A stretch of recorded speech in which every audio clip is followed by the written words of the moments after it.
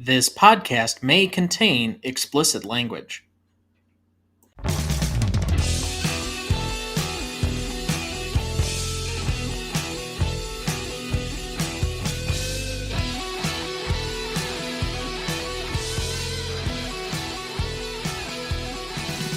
Welcome to the Greatest Movie of All Time podcast, the show that uses a unique grading style to redefine what the greatest movies are. I'm Tom Duncan.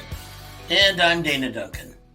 Tonight, we reapply our patent-pending Stanley rubric to North by Northwest, directed by Alfred Hitchcock, written by Ernest Lehman, starring Cary Grant, Eva Marie Saint, James Mason, and Martin Landau. All right, Dad, what is your relationship with this movie? This is a movie that I saw years ago, and I want to say it was something that my dad suggested. And I have watched this movie virtually once a year for the last, 35, 40 years. So I have a long relationship with it. It's just so smooth. It's so fun. It's so well done. Cary Grant is so good in this and uses his talents and his level of sophistication and such so well that it's just, I know that a lot of people have other Hitchcock films higher in the list of great Hitchcock films, but there's just so much in this that's so quintessential Hitchcock that it's just one of my favorite films of Hitchcock and one of my favorite films of all time. So I would agree with you that I think there's a definite difference between favorite and best. The best Star Wars movie is different than my favorite Star Wars movie. The best Hitchcock movie is different than my favorite Hitchcock movie because this is my favorite Hitchcock movie, but I don't think this is the best. And my relationship to this, like almost every Hitchcock movie and frankly most major classic movies, is primarily through you. I remember watching this movie probably around 10, and I've probably, like you, watched this at least once every year, if not more, since about that time. So if we're going on almost 20 years, I've probably seen this movie just that many times. And this is my favorite. It's the most energetic. It's the most fun, I think, of any of these.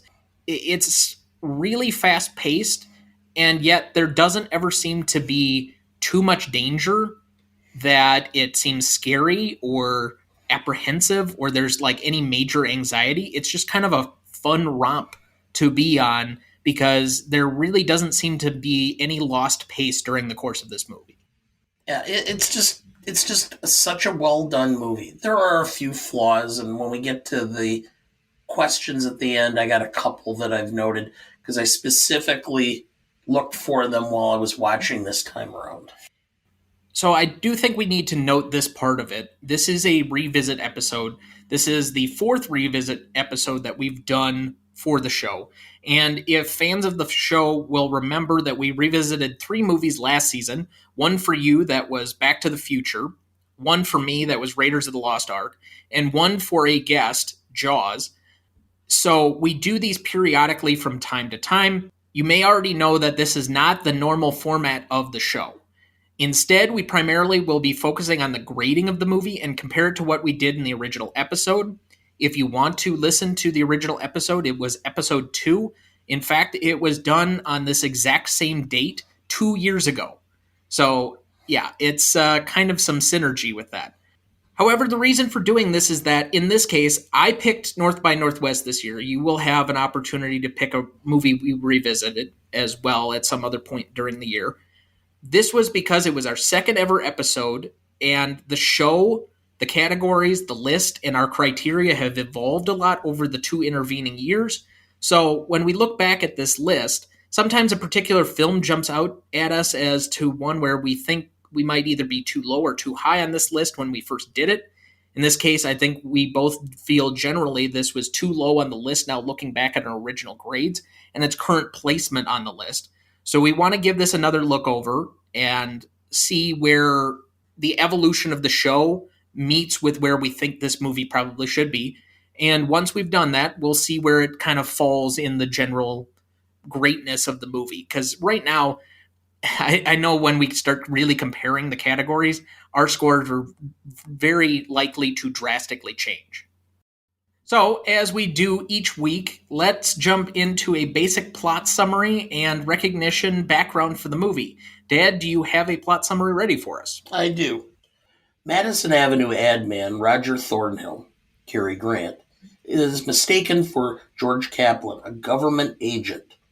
He's kidnapped and taken to meet a mysterious man, Lester Townsend, James Mason. The man wants to know what information he has. Unable to answer, Thornhill is forced to drink excessively and put in a car for a staged accident. While Thornhill is able to escape, he is still in imminent danger and needs to piece together what happened. However, when Thornhill meets the real Townsend, Townsend is suddenly murdered, and Thornhill becomes the prime suspect. Now sought for murder, he goes out to find the real Kaplan. Aided by Eve Kendall, Eva Marie Saint, Thornhill travels across the country, sidestepping attempts to kill him, to finally clear his name. Thank you. Cast for this movie: Cary Grant as Roger Thornhill, Eva Marie Saint as Eve Kendall, James Mason as Philip Van Dam, Jesse Royce Landis as Clara Thornhill, Leo G. Carroll as the Professor, Josephine Hutchinson as Mrs. Townsend, Philip Ober as Lester Townsend, and Martin Landau as Leonard. Recognition for this movie: North by Northwest is listed among the canonical Hitchcock films of the 1950s and is often listed among the greatest films of all time. After its first screening, reviewers for The New Yorker and The New York Times immediately hailed it as a masterpiece of comedic, sophisticated self-parody. It was nominated for Best Film Editing, Art Direction, and Original Screenplay, all of which it lost that year to Ben-Hur and Pillow Talk. In 1995, North by Northwest was selected for preservation in the National Film Registry by the United States Library of Congress. In June 2008, after polling over 1,500 people from the creative community, North by Northwest was acknowledged as the seventh best film in the mystery genre from the AFI's 10 Top 10. It was also listed as number 40 in AFI's 100 Years 100 Movies from 1998, number 4 in AFI's 100 Years 100 Thrills, and number 55 in AFI's 100 Years 100 Movies 10th Anniversary Edition from 2007. Did you know?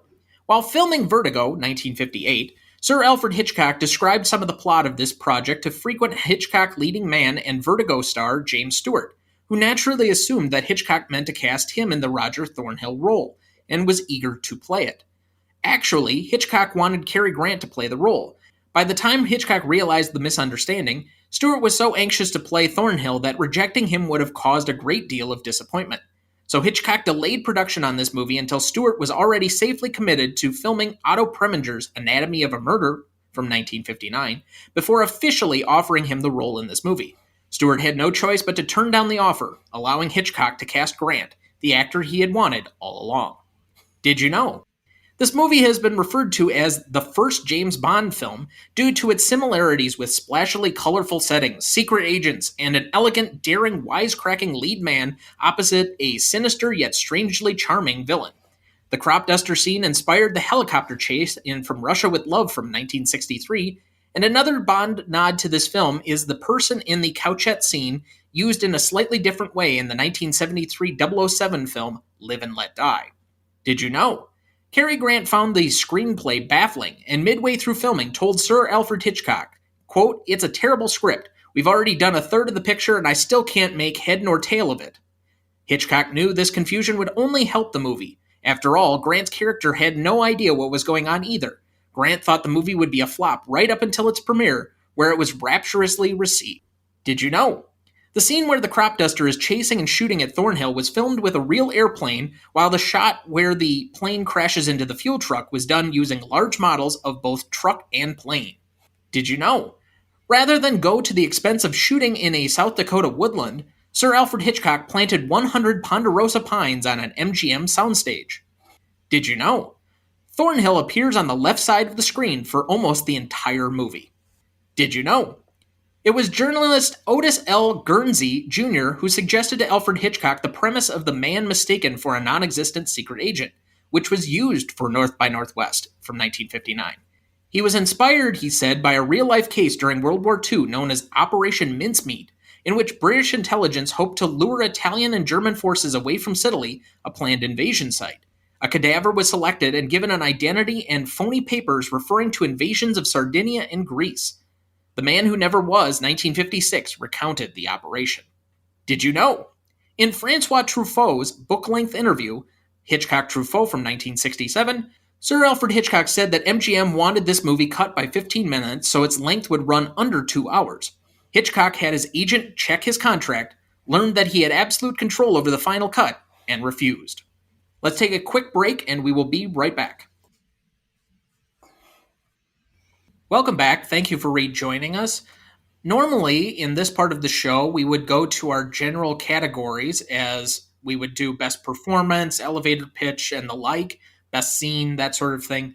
In this version of the show, however, in Revisits, we don't need to do that as we feel we've already done that in the original episode. If you'd like to go back and listen to all of that, that was episode 2, which debuted on March 5th, 2020.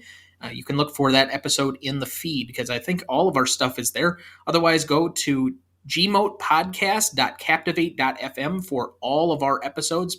So instead, we're going to go right to the Stanley rubric and we're going to compare it against our original scores and see where we think the score should change or not. So let's start with Legacy. So the original Legacy score on this one was a 9. Do you want to go first or second? I will go first. I think that actually I might go down a little bit from our original score. I'm going to go with The Industry as being a 4.5 simply because it's one of these films that is highly respected but not ranked in the top. It's kind of like everybody's number 5 of Hitchcock films type of deal. And I think a lot of critics, the fact that they sought this one out as one of the early films for preservation shows the level involved. And the fact that this really did set the standard for what became the spy genre throughout the 1960s. I'm going to go for The Industry a 4.5. For the public, this is a film, again, where those aficionados of Hitchcock love the film. A lot of people are not as familiar with it. So I'm going to give it a 3.5 for that for a total of 8. Okay. I think there are a couple of things that I will glob onto as far as what you mentioned there. It being one of the top 5 Hitchcock movies, I would generally agree. I don't think this is ever mentioned as Hitchcock's best film. I think there are 3 movies that are in the running for Hitchcock's best film, and they're pretty much interchangeable depending on whom you're asking. It's Psycho, Rear Window, or Vertigo. Right now, I think for the most part, especially after the last Sight and Sound poll from I think 2012 or 2011, it's probably Vertigo, and that one has kind of grown in stature over the years, and that's right now, I think, the general consensus for the best Hitchcock film. But this is a movie, I wouldn't even say it's number 5. I think this is one where it's probably number 3 on most people's lists. And it kind of is one of those movies when we talk about ranked choice voting, this would be a movie that would increase because it would never be anybody's first, but it's probably everybody's second or third best Hitchcock movie. I think it's well done. I think from an industry standpoint, is it the creme de la creme? No. It's never going to be mentioned in the same breath as The Godfather or Citizen Kane, but it's kind of always lingering under the surface. I think if you asked 1,500 critics and industry people and such, this is probably comfortably between maybe about 30 and 60 in just general movie rankings, at least among like American films. Because even though this was a Hitchcock production, it was an American film. So I went with a 4.5 for them. From an audience standpoint, other than maybe Rear Window, I think this might be the competition for the most watched Hitchcock movie. I don't think as many people have seen Vertigo as have probably seen this movie, and it's because it's probably one of the easiest ones to watch. And it's the one that's probably most widely available to watch. And I don't think it has the immediate name recognition of something like Psycho that's lived in the American consciousness for 60 years at this point and has that immediate attachment you think of when you say the word Psycho. That's automatically what you think of. but it's got a recognizable title. I think more people have probably seen this than most other Hitchcock movies, and by that assumption, I can't give it a full 5. I don't think this is like one of the most popular movies, and won't be, because I mean you're competing against a lot of movies that people know from the last 20 or 30 years, like Rain Man or Silence of the Lambs, Titanic, etc. But this is probably one of those classic movies that falls in kind of a decent range. I think I could be talked down to a 4, but I'm going to go with a 4.5. So that's a 9 overall. And the average between us would then be an 8.5. So the category did slightly deviate. It dropped by half a point. Impact significance. Our original score on this one was a 5. I think this might go up. Yeah. Do you want to go first? I certainly can. Go ahead. I think we were way off on this score originally. Yes, we were. If this truly sets off the action spy thriller genre, as you alluded to in discussing Legacy, it needs to move much higher in its overall impact due to the explosion of these types of films, even within the next 10 years after its initial release. Within 5 years after this movie, you had 2 James Bond movies, Charade, and you had, I think, the original Pink Panther, all in that span. So, I mean, this is kind of the template for what would become at least the 60s spy, cool action thriller. Even though Roger Thornhill is never actually a spy, he kind of becomes the leading man character, as we mentioned in the Did You Know and Recognition sections. Even another Hitchcock film, Topaz. Okay. In 64, I believe. No, I think that's closer to like 65, 66. I didn't think so, maybe. And now that I'm thinking about it, Marnie was 64, 63, 64, so maybe. I didn't think he did anything except The Birds from like 1960 to 1965, because he was doing so much TV. No, because Marnie was 63, so there's a few of them in there. But anyway. So, for industry, the critics' reviews were laudatory at the time.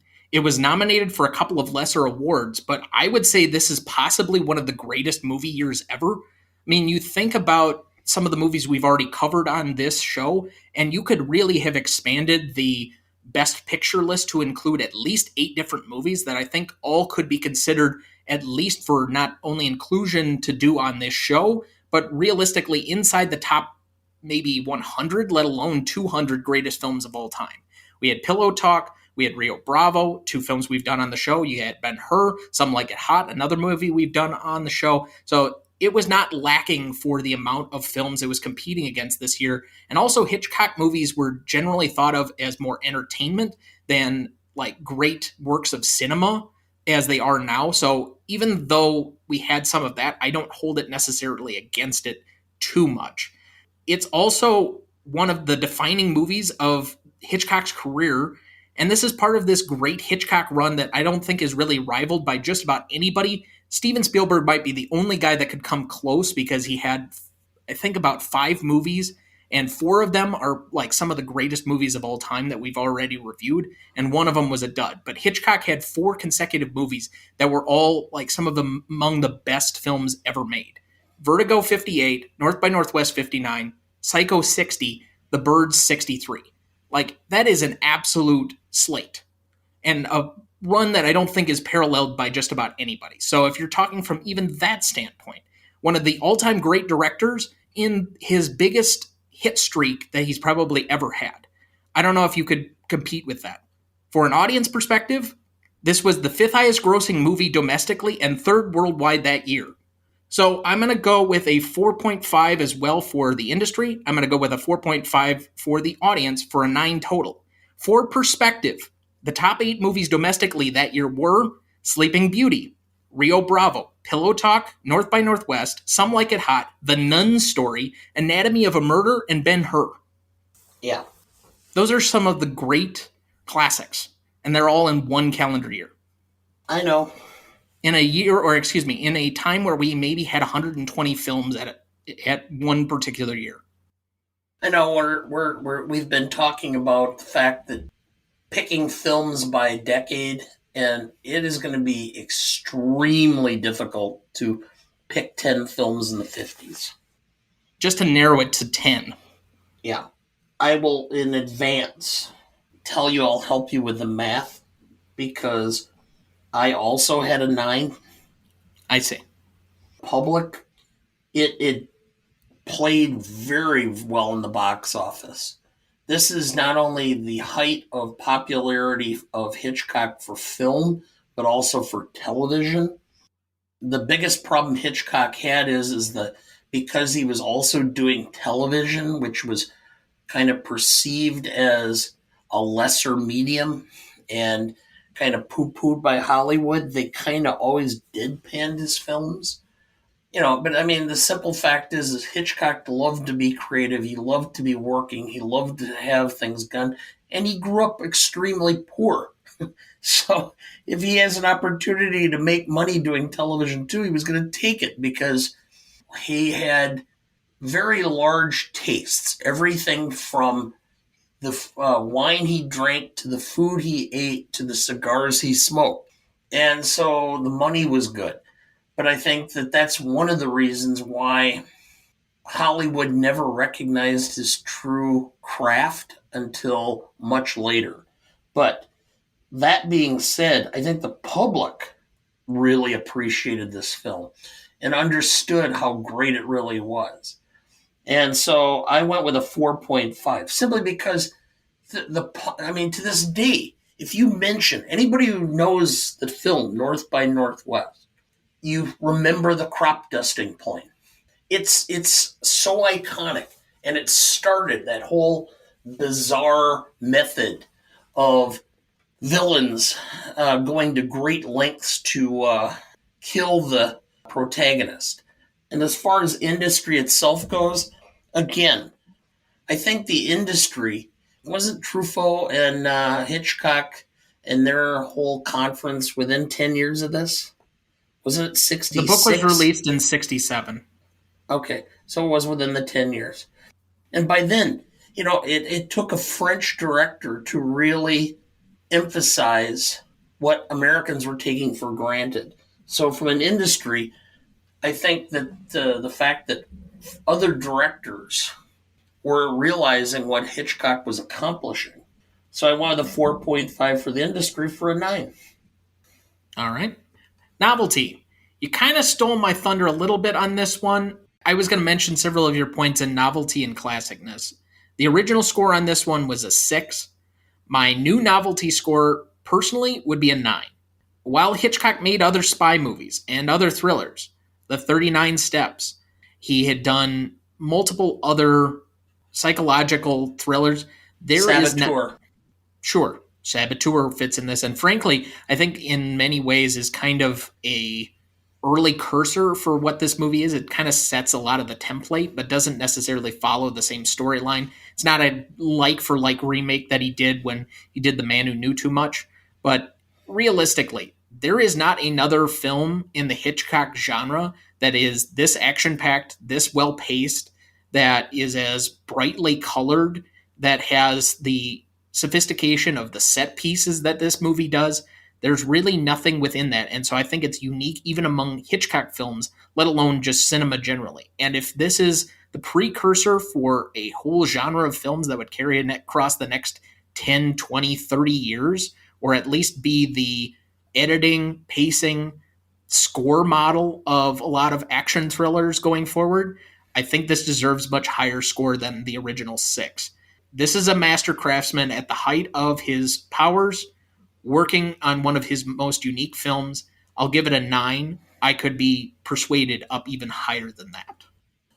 I'm going to just point one thing out that I noted, which is Cary Grant throughout this film is wearing a very well tailored, very expensive gray suit. And yet, you'd think of that. First of all, gray, because it's meant to show that he is just kind of a gray figure in the world around of which he's now involved, with all of the espionage and the spies and the murderers and everything else. But yet, by the same token, if you look at the way that it's shot, he may be in gray, but the color is all around him, so that this gray average person that was just Mr. Anybody is made to pop out of the actual scene, the cinematography around him. Everything around him is brighter and more brilliant in color so that he is always in contrast. And I thought that that was such a novel concept. It could not have been by happenstance. Hitchcock was too precise, too conniving, too anal about this stuff to just have this as being just, oh, that's just the way it worked out. So I went with a 9.5. And the only reason I can't give it a 10 is simply because the whole concept of utilizing these key places, Grand Central Station, Mount Rushmore. He'd done another film, Saboteur, which I had mentioned. The climactic scene is on the Statue of Liberty, where Norman Lloyd is or falls off and dies. Same thing as here. It's just to some extent recycling of utilizing key scenes or locations that have broader and greater meaning than just in the film. And so that's the only reason I couldn't give it a 10.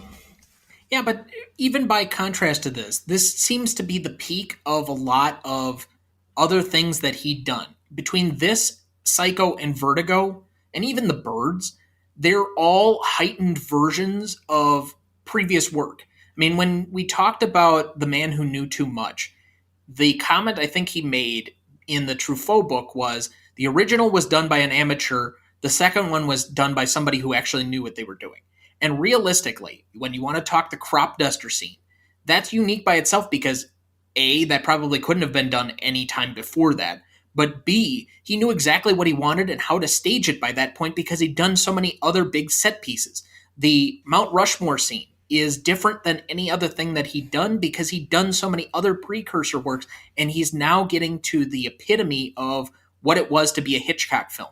The musical score, while I wouldn't say this is the most notable Hitchcock score, I think I would still give credit to Psycho on that one because there's just the infamous moment from the shower scene that is so iconic that I don't think you could rival that one. But the height of the strings and the timpani and everything that's going heightens the action of this film in a way that I don't think any other score in any other Hitchcock movie really compares to, save for that one iconic moment in Psycho.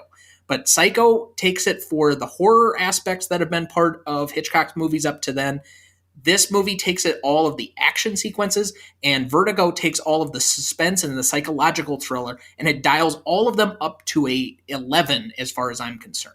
So while I don't think because of the run that he was on in this period of time, this like 4-movie run, and that you can really differentiate a ton between all of them, the fact that he was on such a high I think it raises the bar for what novelty had to be for him, let alone for anybody else. Well, just think of this, and this is a classic story. The censors would not allow the ending scene in the train berth to be Cary Grant and Eva Marie Saint embraced and leading into some heavy kissing with her on top. So they had to cut away. So what does Hitchcock do?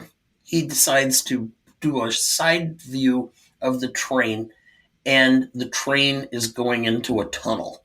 Yeah, but that's all over movies from the 30s, 40s, and Except Hitchcock always found a way to do stuff like that, and I think it's notorious where the censors said you could not kiss for more than 3 seconds. So what did Hitchcock do? He had Cary Grant and Ingrid Bergman participate in 3-second kisses with 1 or 2 seconds in between with some dialogue, so that ultimately their makeout scene is over 2 minutes of them kissing, but with breaks in between because it did not violate the code or the Hays Code. So he always found ways around this stuff that was novel in order to produce it. But again, I think that that's what we're talking about, the level of novelty that he would always find ways to push the envelope. All right, I'm going to change mine. I'm going to come up to your 9.5. So that'll make the math easier. It was originally going to be a 9.25. It'll now raise to a 9.5 because I think I've talked myself into it. Classicness. I know I normally let you go first, but I think I have some stuff to give before we get to yours. The original classicness on this one was a 7.5. So much of this movie is dated by the Cold War and olden tactics of spying, although even that is starting to come around because the time is a flat circle and we're back into the Cold War days of imperialistic rivalry just lately. But that being said, this is still well paced. It doesn't have really any dull moments. The editing is fantastic. The music is still there. I still think it's his most energetic movie. I think Eva Marie Saint's character is actually one of the stronger femme fatales of a Hitchcock movie, but it's still the one drawback to that character is we still have to make Cary Grant, the non-spy, have to save her in the end. That's maybe the one thing where you could like give it some slight reduction. The other part that kind of doesn't sit well with modern sensibilities, other than the 20-year age difference between them, is the rather callous attitude of everyone in reaction to a DUI. That would not sit well today. So, other than that, where it kind of slightly takes you out of the movie, there are, in my opinion, 4 absolutely indelible scenes to this movie of not only Hitchcock movies, but just film generally. And the crop duster scene is likely a top 10 indelible scene of all time, let alone the Escape Down Rushmore might be in the top 100. So I think this holds up from multiple angles as far as score, editing, cinematography, set pieces, action, etc. I'm going to go with a 9. Well, I went with a 9 as well. The only thing I would point out is again, there seems to be some level of lack of diversity, but that's more a indictment to the time period. And the one thing that I found a little questionable is, but something that Hollywood seems to continue to this day to do, which is I think he was about 56, 57 when he did this film, Cary Grant. He was 55. 55? With a 26-year-old Eva Marie Saint? She was 35. That's why I said 20-year age difference. I looked it up. Okay, but in the film, she says she's 26. Yeah, well, okay, she was not. Well, I'm just saying. It's not as big a gap as like John Wayne with, what's her name from Rio Angie Bravo? Dickinson? Angie Dickinson. Yes. Which we did go through in episode 25. Still continues. Anyway, but I went with a 9 because of just so much that was about this film that has become iconic as a result of it. So I'm going to propose something. We always mention diversity as part of this. I think that you have to measure it within its own time period. I don't know if I can really give a movie from the late 50s, early 60s points reduction significantly for lack of diversity when there really wasn't any standard wise in all of Hollywood at this point. So if you measure it against that, as opposed to like even something from the 80s where you were starting to get some inroads, but like really the 90s is where I can start to hold true diversity against it from at least a racial perspective.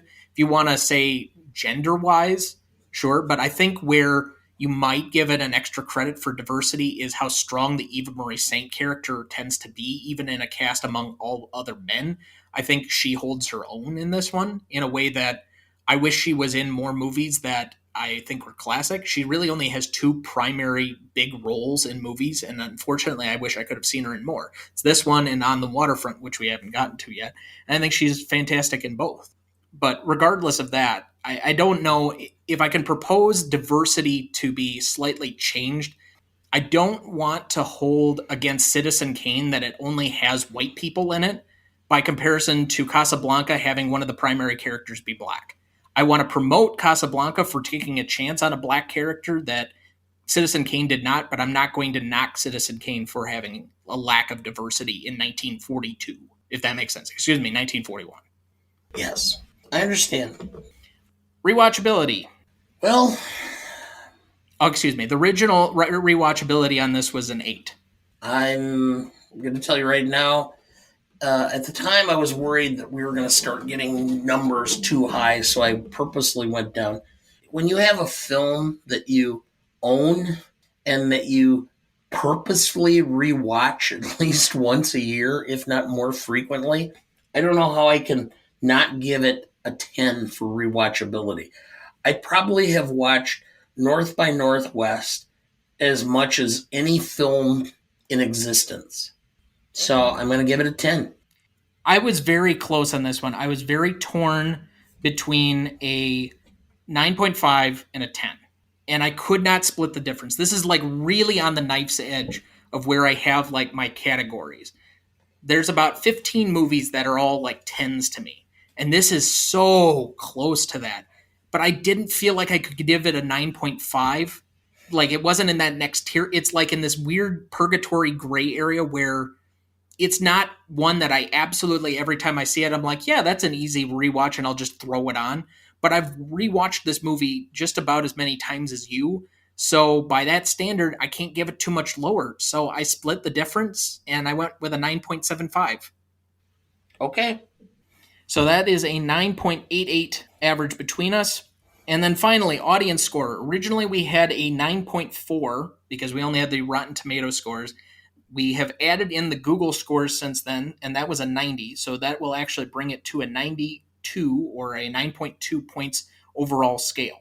With that being said, let's go and recompare all of these. Originally, in our first episode on this, we had a 9 for legacy score that actually has been reduced to an 8.5. Impact significance, we had a 5 that has now gone up to a 9. Novelty, we had a 6. We now have gone to a 9.5. Classicness, we had a 7.5 that has now gone to a 9. Rewatchability, we had as an 8. It is now a 9.88. And audience score, we had a 9.4 that's been slightly reduced to a 9.2. Overall, we, in our original scoring, had it as a 44.9. It now currently has a 55.08. That's a significant increase. Yeah.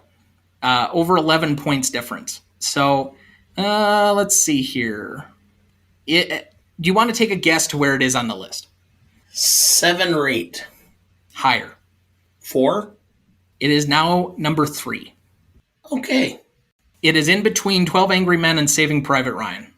Realistically, from the fact of where, I obviously can't say where you would, but I would say that that's about accurate as far as I'm concerned, as far as my movie taste.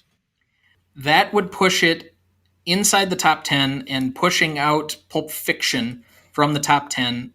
The current top 10 as it stands when we're filming this, and we're doing this well in advance, but Jaws, 12 Angry Men, North by Northwest, Saving Private Ryan, Raiders of the Lost Ark, All the President's Men, The Godfather, High Noon, The Best Years of Our Lives, and Casablanca. Okay. All right. I would not necessarily have expected nor necessarily picked that North by Northwest would be higher than both Casablanca and The Godfather, but that's where you got it. We may end up having to do a revisit of Casablanca. We had planned on doing it. That was your pick. Remaining questions. You and I both have quite a few. Do you want to start first or second? Okay, so when he's leaving the train in Chicago, all right, we already know that he's going to be looking at a suit that's, where he's a much taller man than Kaplan. When they show the red cap who gets the money, he's a scrawny little guy, old guy, right? There's no way his uniform is going to fit Cary Grant. At first glance, I would agree with you, but let me suggest something alternatively. Yes, that guy was probably at least a good foot shorter than him by what it at least appears on screen, but Cary Grant also wears his pants incredibly high. Like if he even just wears them around where the normal waist level is now, maybe you could get away with it. Maybe. But that was the style in the late 50s. I understand. Everybody wore them high. I understand. Just saying. Suggesting an alternate theory. It wouldn't have mattered. All right, my first one up. Does the crop duster scene invent all of the ever-increasingly ridiculous ways that villains try to kill spies in movies instead of just shooting them when they have a chance? Yes, Mr. Bond. I intend for you to die. Let me kill you with frickin' sharks with frickin' laser beams attached to their frickin' heads. Yeah. I can't think of any more ridiculous, villainy past this. And even this is still, grounded partially in reality. But by the time we get to, oh gosh, I'm trying to think, maybe Thunderball. It just gets ridiculous. Anyway, you have another one?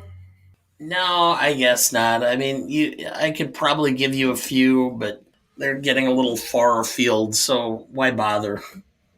How did Van Damme get access to Townsend's home? And how did he know it would be available? I don't know. He's a spy. We also never get his true connection, why he's in the picture of the UN people. Like, we don't know anything about this character. I don't think it actually matters in the overall, but we get almost no background on the guy. Mm-hmm. We have no idea who those people are. Yep. All right, this isn't an exact remaining question for the movie itself, but if you were mistaken for George Kaplan, how long do you think you'd last? I'm not sure. I think I have a little bit more savvy than a lot of people and a little more intelligence and can do things and such, but from the sheer fact that in today's world it would be incredibly difficult because who carries cash? He's paying for all that stuff by cash. Everybody's using credit cards now. And the minute you get identified as a potential murderer, all of your credit cards are going to be monitored. Well, not only monitored, they may lock everything. No, they won't lock it because they'll trace where you're spending the money, and it will be almost instantaneous. You use your credit card at a gas station, they're going to be there within 3 minutes. Probably. You're probably accurate on that.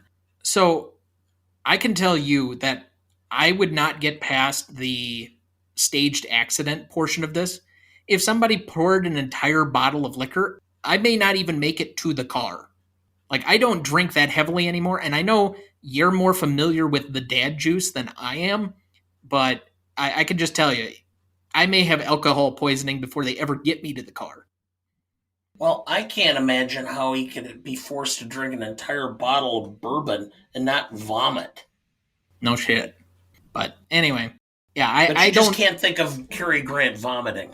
I mean, it would just destroy the sophistication. Yeah, but yeah, I would not last very long. I think it's kind of unlikely that anybody would believe that this movie could actually take place. All right, finally. And I know you don't have to have a definitive answer on this one, but I'm just going to throw it out for the sake of throwing it out. Is 1959 the greatest movie year ever? It very well may be. I would have to look at other years, but it's got to be pretty darn close. I gave you that list of the top 8 domestically. As for performance, this has so many top echelon greatest films of all time that were nominated for Best Picture, and it has some below the awards that could have been in almost any other year nominated for Best Picture. Yeah. Rio Bravo, North by Northwest, Pillow Talk were not nominated for Best Picture. I know. All 3, I'm pretty sure, are members of the Library of Congress. Yeah, I think it would be you would be hard pressed to find another year.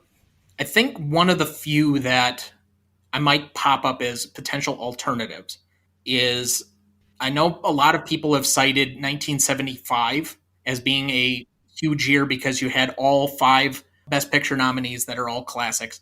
I think 1994 would be close because you had Forrest Gump, you had Pulp Fiction, and you had Shawshank all in the same year.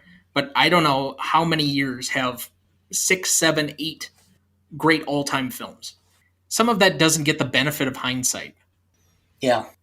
Like, in the moment, there have only been a couple of years where I felt really strongly that there were probably 3 or 4 really great movies in a particular year, and I'd be satisfied with multiples winning Best Picture.